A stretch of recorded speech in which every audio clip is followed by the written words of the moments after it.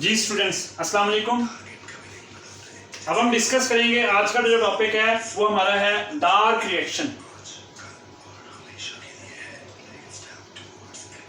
Dark reaction किसे कहते हैं? बेसिकली डार्क रिएक्शन दूसरा नाम है किसका? कैल्विन साइकिल का। इसको एक और नाम भी देते हैं C3 साइकिल।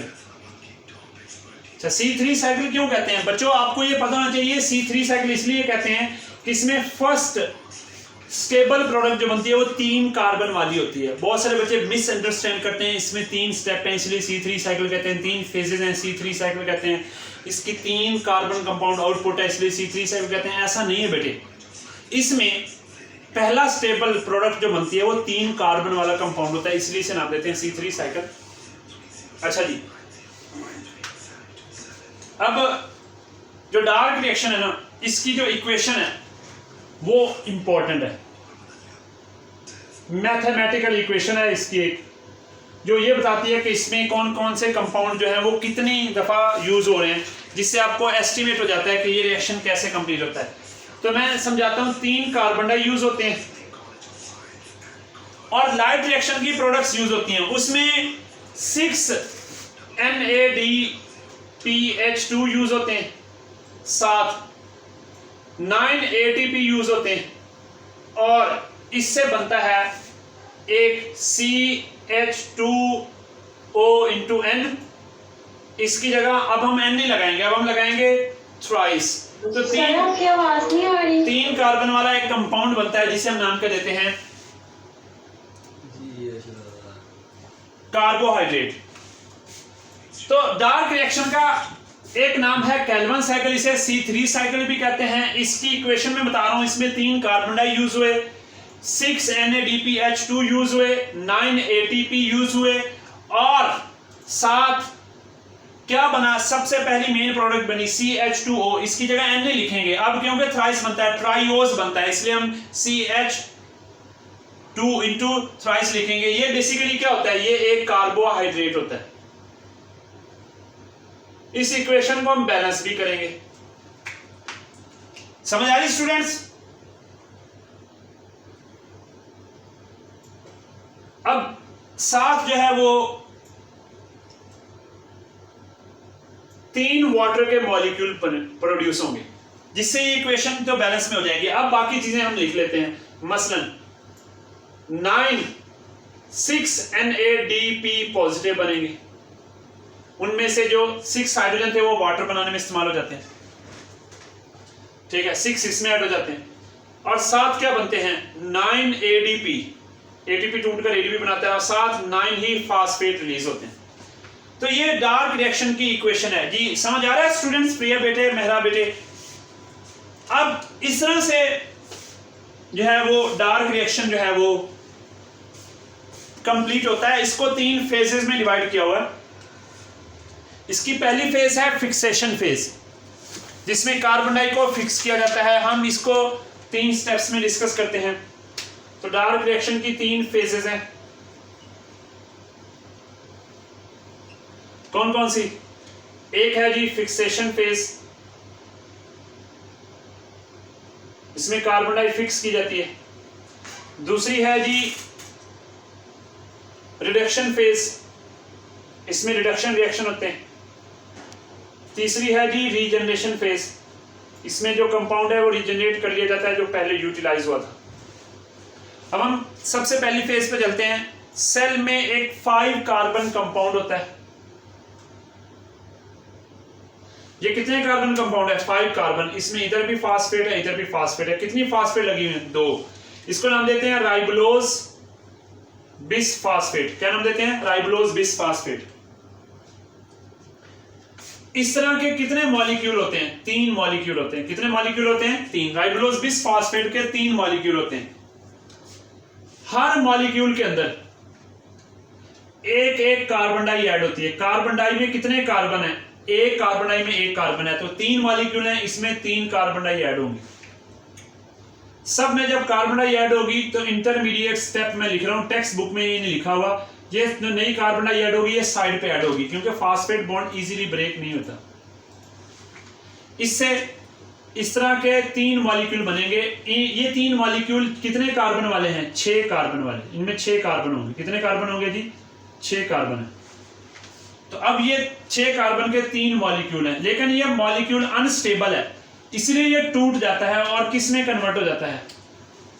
ये टूट जाता है और कन्वर्ट हो जाता है, एक मॉलिक्यूल टूटता है 6 कार्बन वाला, उससे 3 कार्बन वाले 2 मॉलिक्यूल बनते हैं, फिर एक टूटेगा, फिर 2 बनेंगे, फिर एक टूटेगा 2, टोटल 6 मॉलिक्यूल बन जाते हैं। कितनी कार्बन वाले? 3 कार्बन वाले, सबके पास एक एक फास्फेट होती है, 2 2 एक एक फास्फेट होती है।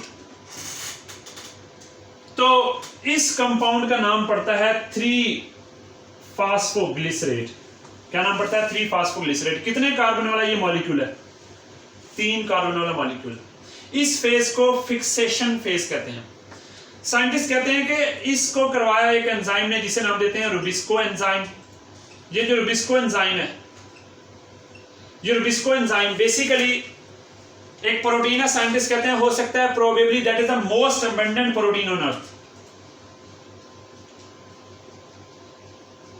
तो most abundant protein on earth. अब इसके बाद जो नेक्स्ट फेज होती है that is called reduction phase. उसमें यह होता है कि ये कितने मॉलिक्यूल हैं? 6 मॉलिक्यूल हैं, सबके पास एक एक फास्फेट है। एटीपी आता है। कितने एटीपी आते हैं? 6 एटीपी आते हैं। 6 एडीपी बन के चलेगा। एडिनोसिन ट्राइफॉस्फेट आया, एडिनोसिन डाइफॉस्फेट बन के चलेगा। क्या ऐड कर दिया? 6 फास्फेट ऐड कर दिया। सब पे एक एक फास्फेट लगेगी, यानी 3 कार्बन वाले 6 मॉलिक्यूल थे, पहले इन पे एक एक फास्फेट थी, अब इन पे एक एक फास्फेट और लग जाएगी। तो 6 मॉलिक्यूल हैं, सब पे एक एक फास्फेट लगेगी। टोटल कितनी फास्फेट लगी? 6। इससे इस कंपाउंड का नाम क्या पड़ा? अब फास्फेट पहले कार्बन 3 पे थी, अब कार्बन 1 पे भी लग गई, तो इसका नाम पड़ा 1,3-बिसफास्फोग्लिसरेट। क्या नाम पड़ा? 1,3-बिसफास्फोग्लिसरेट। अब इस फास्फेट बॉन्ड के पास बहुत ज्यादा एनर्जी है। इसको कौन ब्रेक कर सकता है? इसको कौन ब्रेक कर सकता है? इसको हाई एनर्जी मॉलिक्यूल ही ब्रेक कर सकता है। इसलिए 6 NADPH2 आते हैं, क्या बन के चले जाते हैं? 6 NADP पॉजिटिव बन के चले जाते हैं। क्या ऐड कर देते हैं? अपने हाइड्रोजन ऐड कर देते हैं। क्या ऐड कर देते हैं? अपने हाइड्रोजन।